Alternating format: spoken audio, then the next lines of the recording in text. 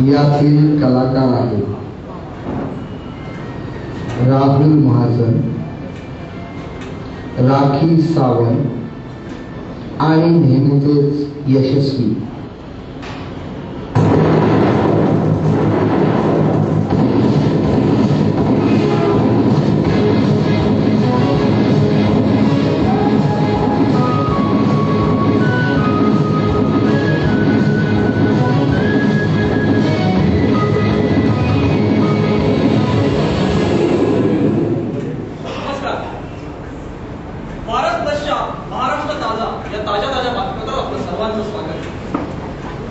मी राजदीप देसाई. सर्वांना सप्रेम नमस्कार, मोठ्यांना साष्टांग नमस्कार आणि लहानांना स्तोत्र. तर आजची खास बात, भाजपचे दिवंगत नेते प्रमोद महाजन यांचे सुपुत्र राहुल महाजन यांची गेल्याच महिन्यात जामिनावर सुटका झाली आणि काही दिवसांपूर्वीच त्याचं लग्न झालं. गेले काही दिवस सतत चर्चेत असलेले राहुल महाजन यांच्यावर अंमली पदार्थांचं सेवन केल्याचा आरोप आहे. तसंच त्यांच्या दिवंगत पिता आणि सचिव विवेक मोहित्रा यांच्या संशयास्पद मृत्यू संदर्भात ते वादाच्या भोवऱ्यात होते. त्यामध्ये नेमकं काय घडलं हे आपण त्यांच्याकडून जाणून घेण्याचा प्रयत्न करणार आहोत, पण एका छोट्याशा व्यावसायिक विषयात.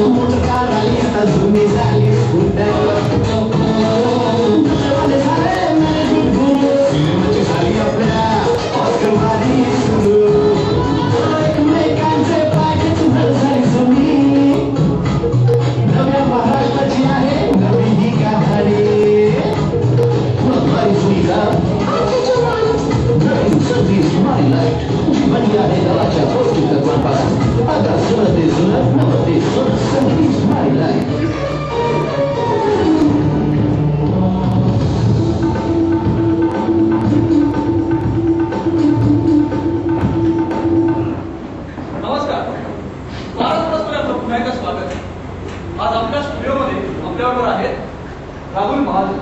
नमस्कार.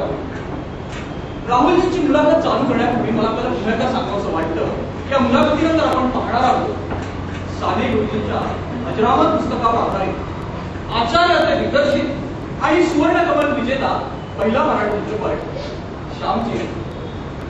तर राहुलजी, मला एक सांगा, आपल्या वडिलांच्या हत्येनंतर भाजपमध्ये आपल्याला राजकारणात प्रवेश घेण्याचा जो निर्णय घेतला होता, त्यावर आपल्या आईची प्रतिक्रिया काय होती? आमच्या घराण्याने माझ्या वडिलांच्या रूपाने जी या देशाची सेवा केली, तीच सेवा माझ्या हातून पुढे चालू राहावी अशीच श्रेष्ठींची इच्छा होती. आणि ह्याच हेतूने श्रेष्ठींनी माझ्यावर विश्वास टाकला होता.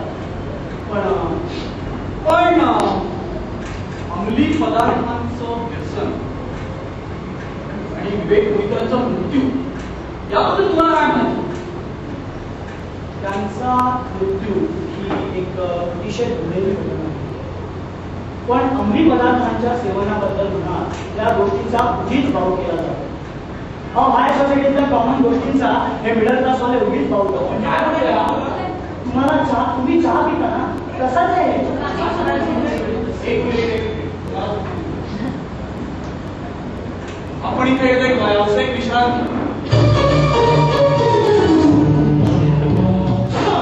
सगळ्यांसाठी चहा? हो येस मी आताच ब्रेकफास्ट केला. आयुष्य हा चहा समस्या आहे.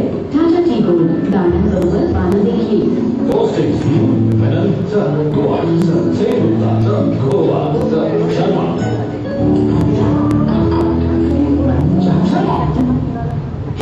लडाख. टाटा टी गोल्ड नाही म्हणाल तर पस्तावा.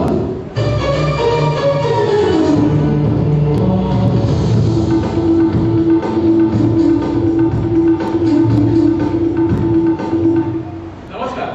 महाराष्ट्रात स्वागत. आपण चर्चा करतोय राहुलजींची. राहुलजींची आपण संवाद असा चालू करतो. म्हणणार आहोत. पण त्यापूर्वी मला आपल्याला पुन्हा एकदा सांगावंसं वाटतं की या मुलाखतीनंतर आपण पाहणार आहोत कौटुंबिक जिव्हाळ्याचा मराठी चित्रपट श्यामची आई.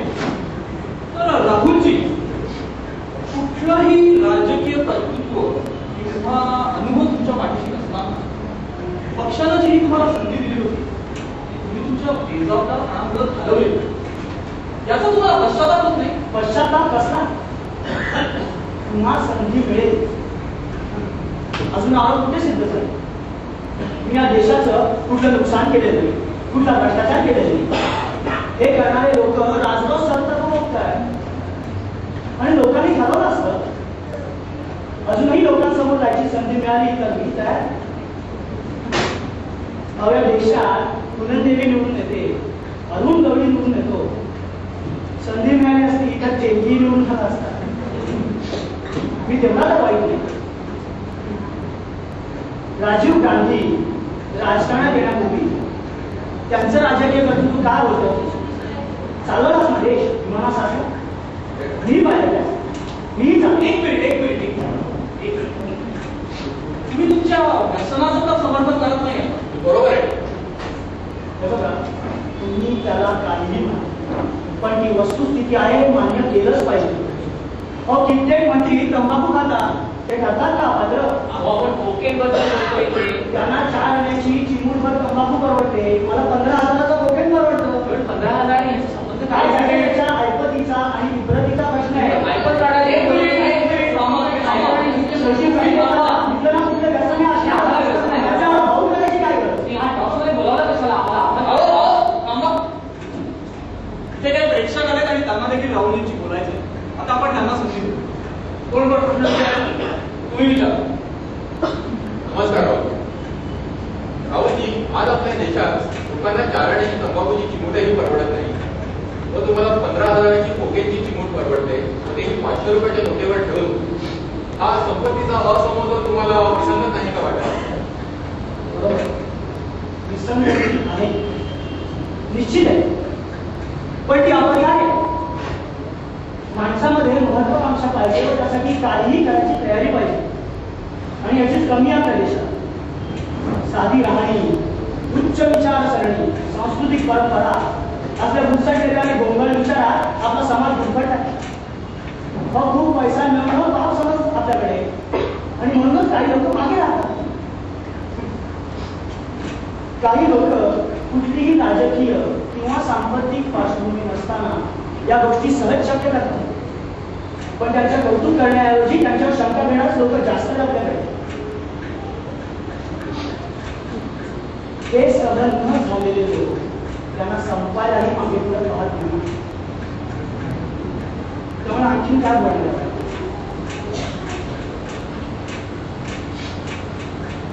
राहुलजी, मी जर निवडणुकीला उभे राहिला तर तुम्ही निवडून येऊ शकाल? काय?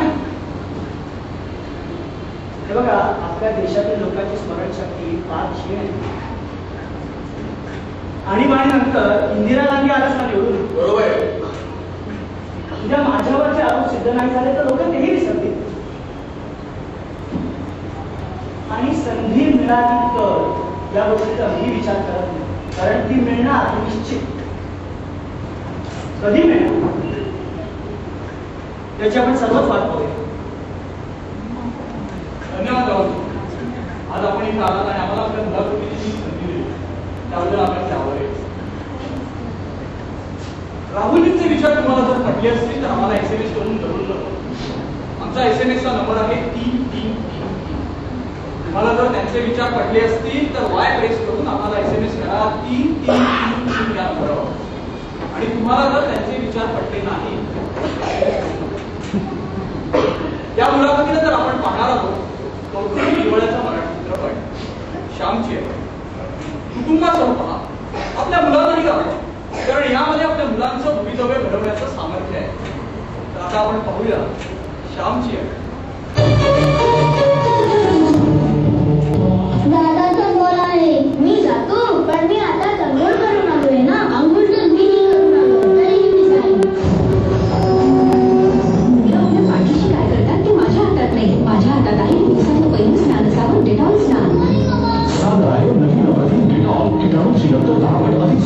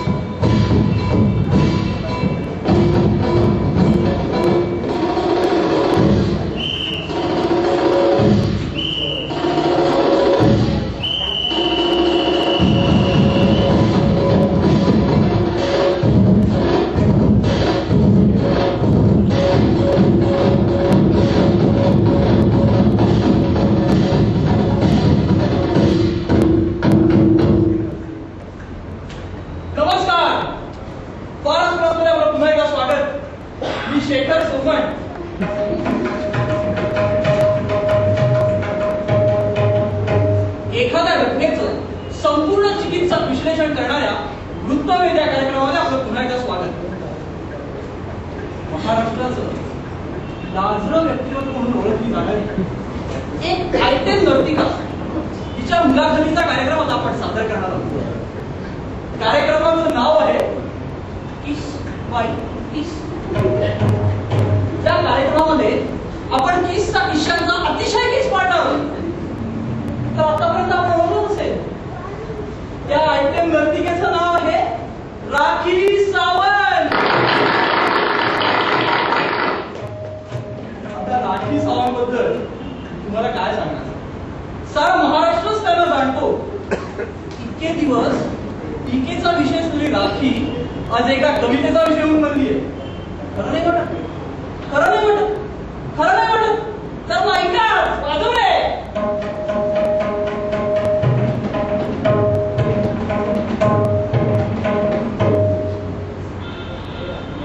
छान झाले, छान झाले सर्व हे दिनमान राखी. काल झालेला तमाशा छान राखी.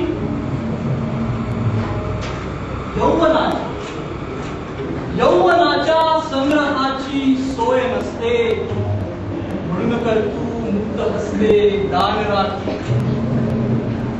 मुसमुसे ज्वानी तुझी,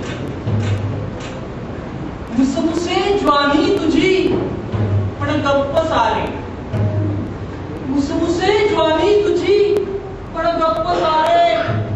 पौरुषाचा हा किती अपमान राखी. त्या विकाची काटिका, काटिका त्या विकाची काटिका. ठेवा हवा आणली पाटीत त्याने जान राखी.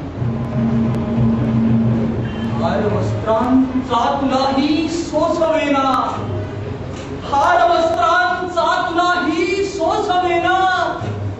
पांघराया घे जरा स्मान राखी. विनय कसला भंग कसला हे कळे. विनय कसला भंग कसला हे कळेना. आमचे हे केवळे अज्ञान राखी. आम्ही पिकाच्या ऐवजी असतो तिथे जर. आम्ही पिकाच्या ऐवजी असतो तिथे जर. जाऊ दे देऊ नको तू ध्यान राखी. बांधू बांधू तुझ्या यंदा आम्ही हातात राखी.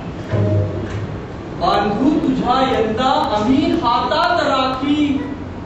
राख आमची लाज आणि शान राखी. राख आमची लाज आणि शान राखी.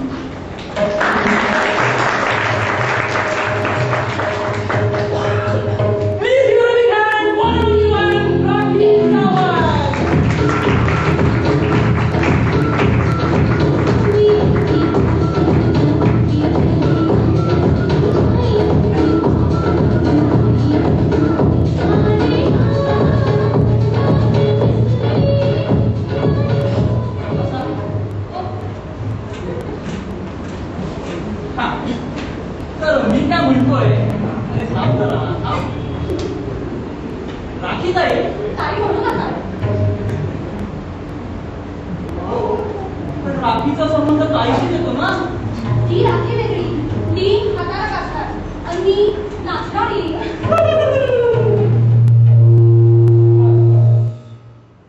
त्या रात्री नेमकं काय घडलं? किती वेळा ते कोणाकोणाला सांगायचं. गेले 4 दिवस आठवडाभरात टीव्हीवर तेच तर बघतोय. विकाच्या केसनं दुखले नाही, इकडे सांगून सांगून दुखले माझे.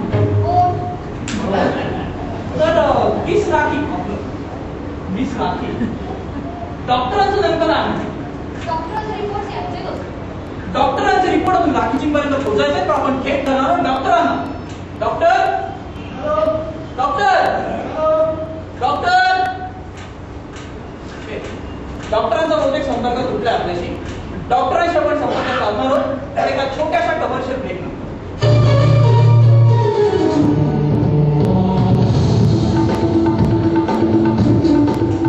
अमृतमदम त्वचेचे संरक्षण.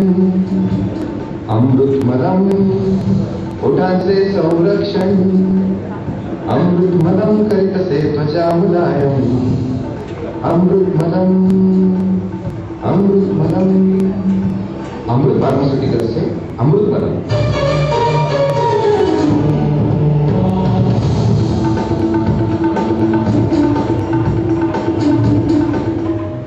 नमस्कार. 30 बाय 30 या प्रोग्राममध्ये आपलं पुन्हा एकदा स्वागत. आपण मुलाखत घेतोय राखीजींची आणि आता आपण थेट धरणार आहोत डॉक्टरांना. डॉक्टर. हॅलो. नमस्कार डॉक्टर. नमस्कार. नमस्कार नमस्कार नमस्कार. हो डॉक्टर, तर तुमच्या नावाची नक्की काय आढळलं? एकूण 7 जखमा होत्या. 7? बर. खालच्या किती आणि वरच्या किती? हा एक लोकांचा प्रोफाईल आहे. ओके.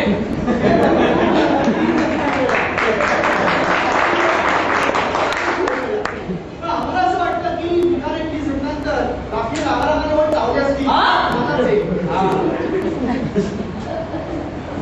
हे दातांचे नमुने त्यांनी मुलीला पाठवले. रिपोर्ट येईल तर सांगू शकतो की विकासे किती आणि राखीचे किती.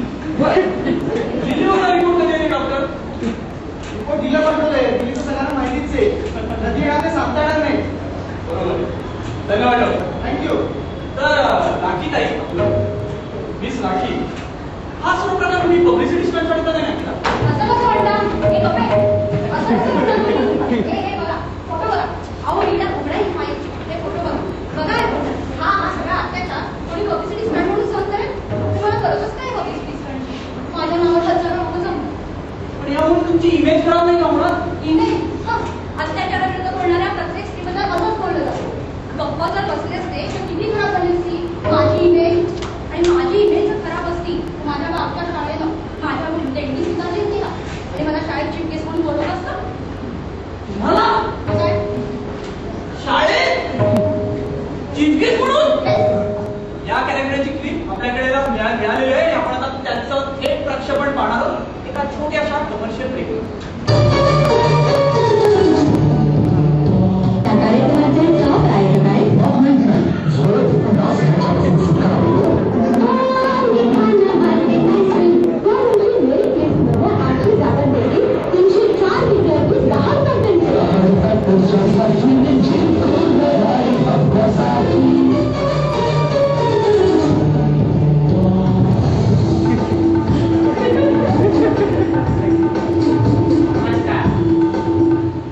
भारताच्या सुप्रसिद्ध काटकसरी नृत्यांगना राखीजी सावंत यांनी आपल्या शाळेतील गरीब विद्यार्थिनींच्या गणवेशासाठी म्हणून ₹5,001 फक्त ही देणगी दिली आहे. स्वतःच्या कपड्यात काटकसर करून त्यांनी ही जी देणगी दिली आहे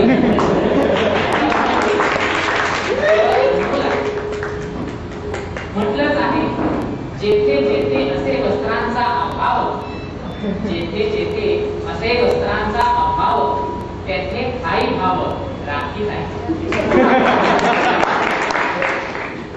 तर मी स्वतः राखीताईंसाठी केलेली एक कविता स्वागत गीत म्हणून आपल्या शाळेतील 4थी फ मध्ये विद्यार्थी आता आपल्यासमोर सादर करतो.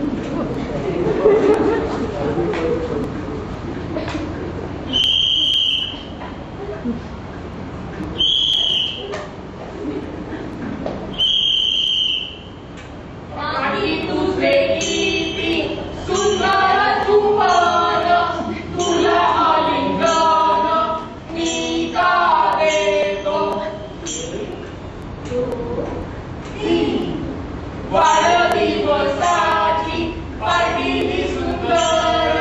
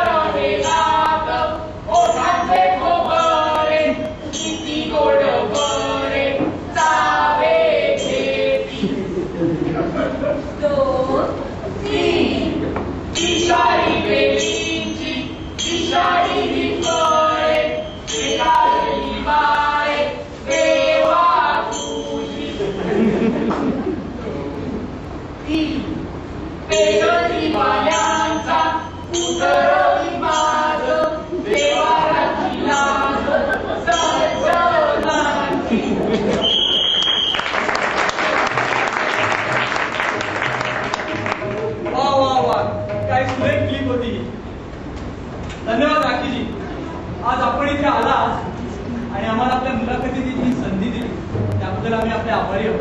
Almost welcome. हा कार्यक्रम आपण इथेच संपवणार आहोत.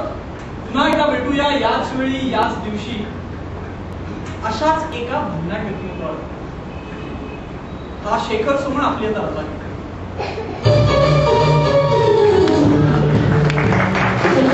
फक्त 2,999 रुपयात शुद्ध पाण्याच्या धारा आणि स्वस्त आपल्या घरा BRC आणि रुपालीची किमया ही नव्या आता घरा ही नव्या वॉटर प्युरिफायर.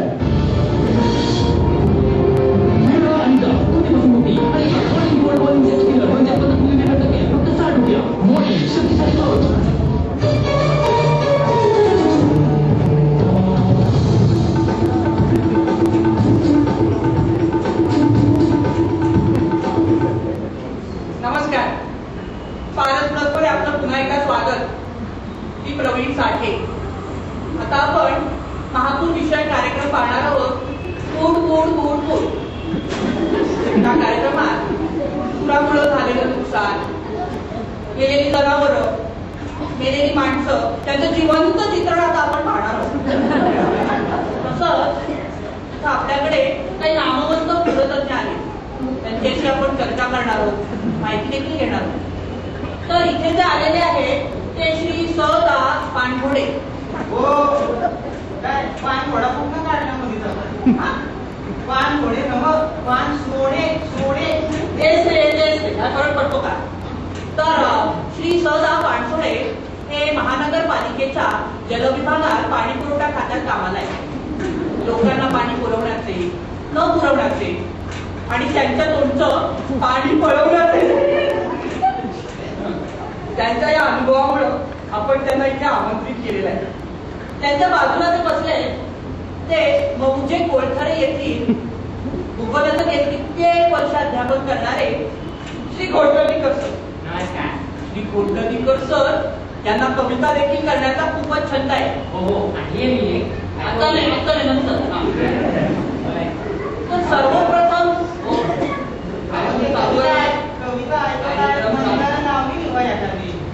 नंतर घेऊ. तर आता सर्वप्रथम आपण पूरस्थितीचा अंदाज घेऊ. आमचे वार्ताहर बबन गायकवाड सांगलीमधून थेट लाईव्हवर आहे. बबन, अरे पुराची स्थिती काय आहे? पाणी वाढतंय, कमी होतंय की स्थिर आहे? सरकारी यंत्रणा पोहोचली की नाही? बबन. प्रवीण, महापुराचे पाणी गावातून आता बरोबर 72 तास 24 मिनिटे आणि 12 सेकंद झाली आहेत. इथे मारुती चौकात 4 फूट 8 इंच पाणी साठले आहे. आयर्विन पुलावर पाण्याची पातळी 49 फूट 11.5 इंचावर येऊन ठेवली आहे व ती कुठल्याही वेळी धोक्याची पातळी पार करू शकेल. महापुरामुळे अनेकांच्या घरात व दुकानात पाणी शिरून मालमत्तेचे खूप मोठे नुकसान झाले आहे. तरी आतापर्यंत एकूण 7,725 लोकांनी स्थलांतर केले आहे. एक मिनिट काहीतरी चूक होते. 25.5 आकडा मला बरोबर वाटत नाही. पुन्हा तपासून पाहू तू. प्रवीण, नाही, माझी माहिती अत्यंत अचूक आहे. एका माणसाला अर्धवेळा अवस्थेत हलवल्यामुळे हा आकडा आलेला आहे. ठीक आहे बाबा, तू पूरस्थितीवर लक्ष ठेवून राहा. आम्ही तुझ्याशी पुन्हा संपर्क साधू. तर कोळथळीकर सर, असं म्हटलं जातं की कर्नाटकातील अलमपट्टी धरणामुळे हा महापूर आला. तर महापूर आणि धरण यांचा नक्की संबंध काय? अहो, आलमपट्टी नाही, आलमट्टी. तेच ते. बाकी तुमचा प्रश्न फारच चांगला आहे. फारच चांगला प्रश्न विचारला.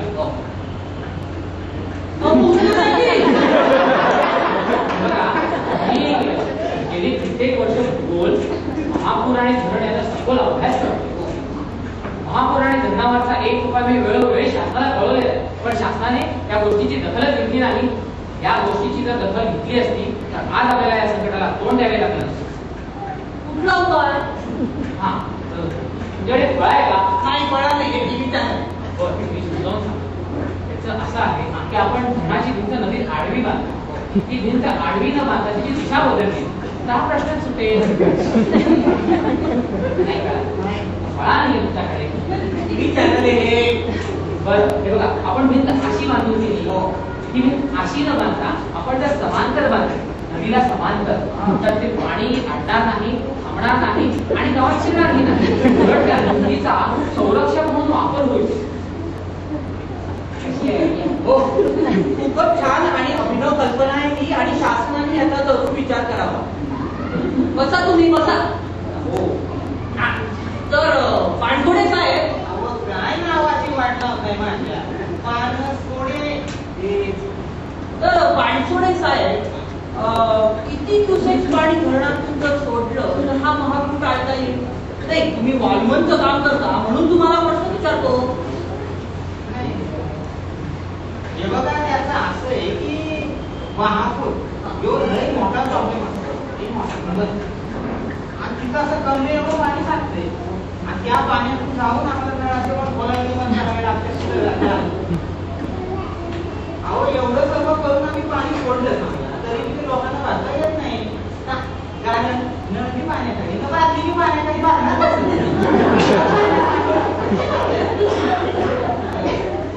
हे बघा, पाणीच पाणी झालं गावाकडे. इथं गरीबाला प्यायला एक थेंब गावात नाही, कोणाला आहे का चिंता त्याची?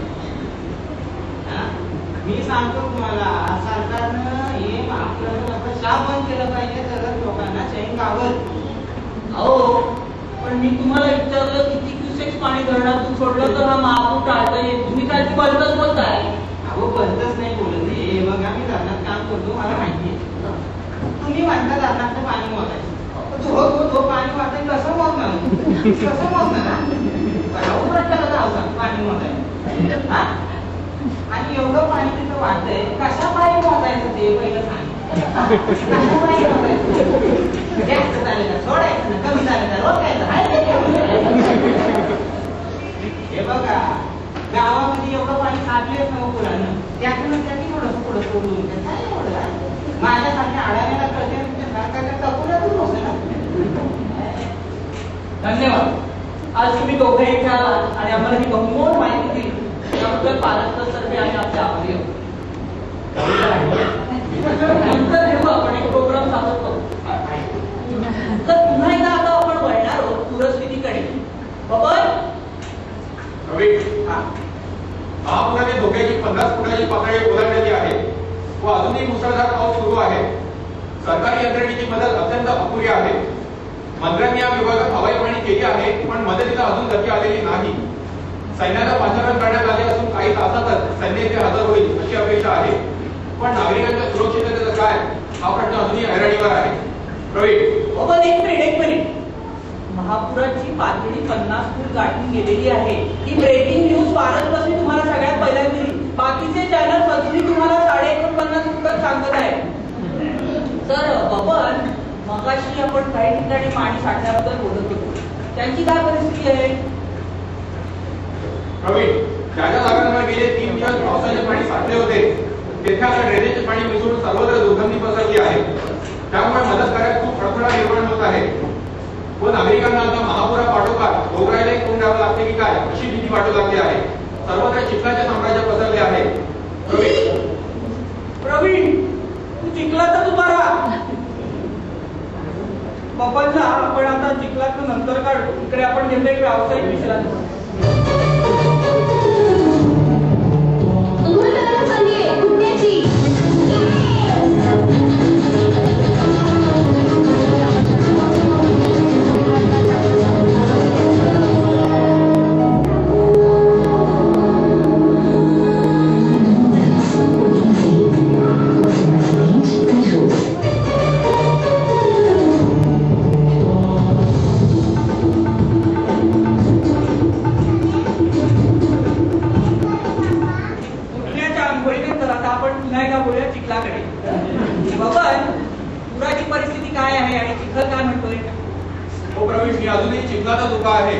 काही वेळात तिकडे मंत्री येतील, पूरस्थितीबद्दल ते निवेदन करतील. चिखलातच उभा राहा.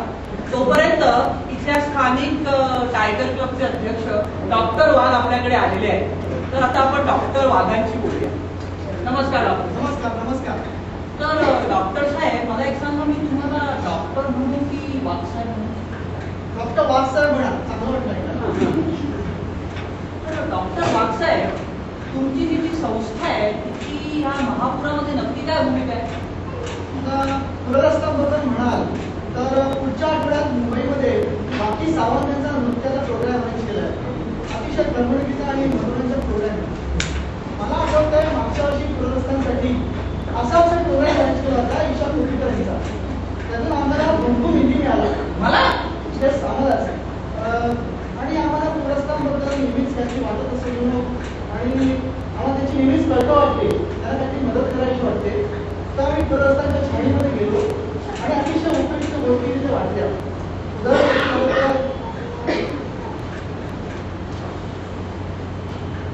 पाच उदबत्त्यांचे पुढे, 1 डझन कंबे, 1 डझन तेलाच्या बाटल्या, 5 आरत्यांची पुस्तकं, 7 उंदीर पकडायचे पिंजरे, 1 डझन डोळे पुसायचे हातरुमाल, अशा बऱ्याच उपयुक्त गोष्टी वाटल्या.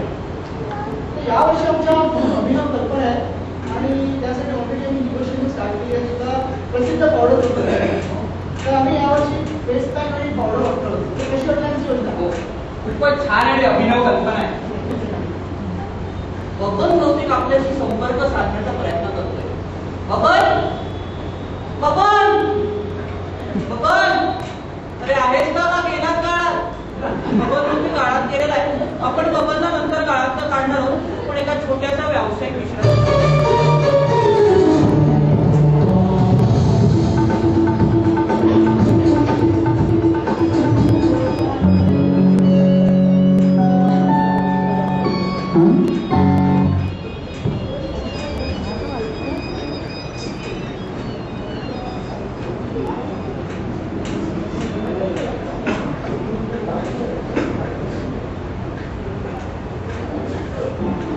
व्यावसायिक विचारणेनंतर आपण पुन्हा एकदा स्वागत.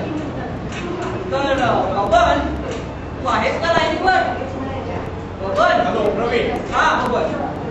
नमस्कार. महाराष्ट्राचे महापूर निवारण मंत्री श्री गुलाबरावजी पाटील हे आज आपल्यासोबत आहेत. नमस्कार गुलाबराव. नमस्कार. तर गुलाबरावजी, पूरग्रस्तांसाठी सरकारच्या काय उपाययोजना आहेत? हे बघा, आम्ही स्वतः हेलिकॉप्टरमधून बघायला परिस्थिती तशी नाही, पण आता आम्ही स्वतः हेलिकॉप्टरमधून दौरा केलाय आणि सरकारला आता परिस्थिती लक्षात आलेली आहे. आम्ही मदत सुद्धा जाहीर केलेली आहे. उदाहरण द्यायचं म्हटलं तर कमरेपर्यंत बुडलेल्याला 1000 रुपये आणि खांद्यापर्यंत बुडलेल्याला 2000 रुपयाचा धनादेश आम्ही मागच्या काळी दिला आणि या हे पूर्णच बुडाले. त्यांना 3000 रुपये डिक्लेअर केले. आणि या व्यतिरिक्त आम्हाला सांगावं वाटतं की आलमट्टी धरणातून जे काही पाणी करण्याच्या सरकारने सोडलं, त्यामुळे पूर परिस्थिती काबू करण्यासाठी आणि पातळी किमान राखण्यामध्ये आम्हाला यश आले. केंद्र सरकारकडे स्वतः 10,000 कोटी रुपयाचा निधी मागितला आहे. त्याकरता शिष्टमंडळ नेमलेले आणि उद्या मी स्वतः दिल्लीला जातो. नागरिकांना माझी कळकळीची विनंती आहे की कृपया त्यांनी कुठल्याही अफवा पसरवू नये आणि पसरलेल्या अफवांवर विश्वास ठेवू नये. सरकार उपाययोजना करत आहे, आमच्यावर विश्वास ठेवा आणि आम्हाला नक्कीच यश येईल. जय हिंद, जय महाराष्ट्र. धन्यवाद गुलाबराव. धन्यवाद. तर हे होते महाराष्ट्राचे महापूर निवारण मंत्री श्री गुलाबरावजी पाटील. आता यापुढे जे जे घडेल ते आम्ही सर्वप्रथम दाखवतच आहोत. मी बबन गायकवाड, महाराष्ट्र टीव्हीसाठी कृष्णकांत सांगली. धन्यवाद बबन. तर हा महापूर विषयक कार्यक्रम आपण इथेच थांबवत आहोत. धन्यवाद. पुरा पाऊस केलेल्या जमिनीची उच्चार मोठ्या करण्यासाठी सरकार आणि दुपारी 4:05 महाराष्ट्र माझा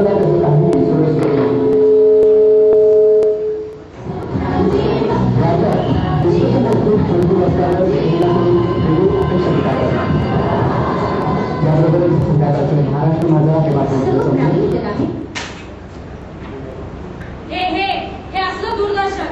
या दूरदर्शनच्या माध्यमातून दिवसभर सतत काही ना काहीतरी कोसळत असतं आपल्यावर. बातम्या, परिसंवाद, विश्लेषण आणि अखंड जाहिराती.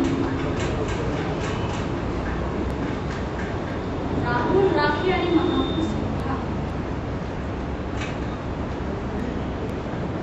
अल्पश्रमात मिळालेली अफाट संपत्ती, त्या मागं दडलेला प्रचंड भ्रष्टाचार आणि ह्याला जोड मिळते ती संस्कार शून्यतेची. आणि मग ह्यातूनच अनेक राहुल शिकार बनतात व्यसनाधीनतेचे. अनेक तरुणांचे आयुष्य करपून चालले.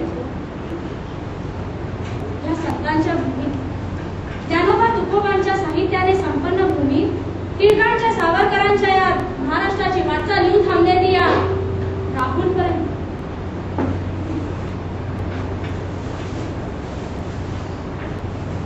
जिथं एखादी मेघा मणिवलीच्या पाण्यात खांद्यापर्यंत फुटते, तिथेच एखादी राखी खांदे सुद्धा न झाकता नाचते.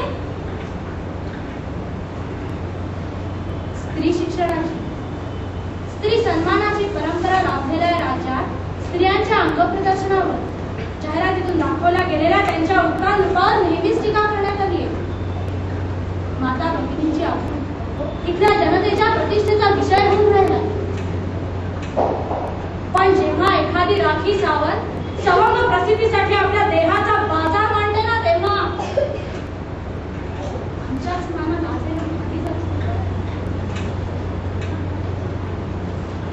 सावित्रीबाई फुले, आनंदीबाई जोशी यांच्या या महाराष्ट्राची वाटचाल येऊन थांबले ती या राखीपर्यंत.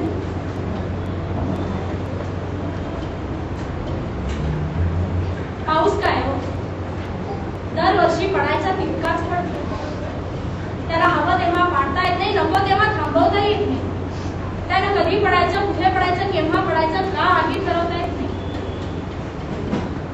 पण या राज्यात कधी ओला दुष्काळ, कधी कोरडा, लोक कधी पाण्याशिवाय तडफडतात, तर कधी पाण्यात थांबून. आणि सरकारी मदतीचा पाऊस जर इथं कधी पडला तर तो यांच्यापर्यंत खचितच पोहोचत नाही. शासकीय पातळीवरील अकार्यक्षमतेचं, भ्रष्टाचाराचं, इच्छाशक्तीच्या अभावाचं आणि जनतेबद्दलच्या बधिरपणाचं प्रतीक म्हणजे हा महापूर. कृष्णा, कोयना, गोदावरी या पवित्र नद्यांच्या पाण्याची वाटचाल येऊन थांबलेली या महापुराच्या धक्क्यात. एक सांगू तुम्हाला, या बातम्या वरवर जरी वेगवेगळ्या वाटत असल्या ना, तरी बातमी राहुलची असो, राखीची असो किंवा महापुराची, ती आपल्या पुढे मांडते ती आपल्या सांस्कृतिक आणि राजकीय अधःपतनाचा आलेख. आणि बघा ना, आपण सुद्धा बधीरपणाने चॅनल मागून चॅनल बदलत होतो, जणू काही आपला काही त्यात दोषच नाही. पण उठा, जागे व्हा, या सगळ्या विरुद्ध लढण्यासाठी आपलीही मूठ वळली पाहिजे. नाहीतर एखादा राहुल किंवा राखी जन्मू शकतात तुमच्याही घरात, तुमच्याही घरात. एखादा राहुल किंवा राखी जन्मू शकतात तुमच्याही घरात, नाहीतर तुम्ही सुद्धा बुडालेल्या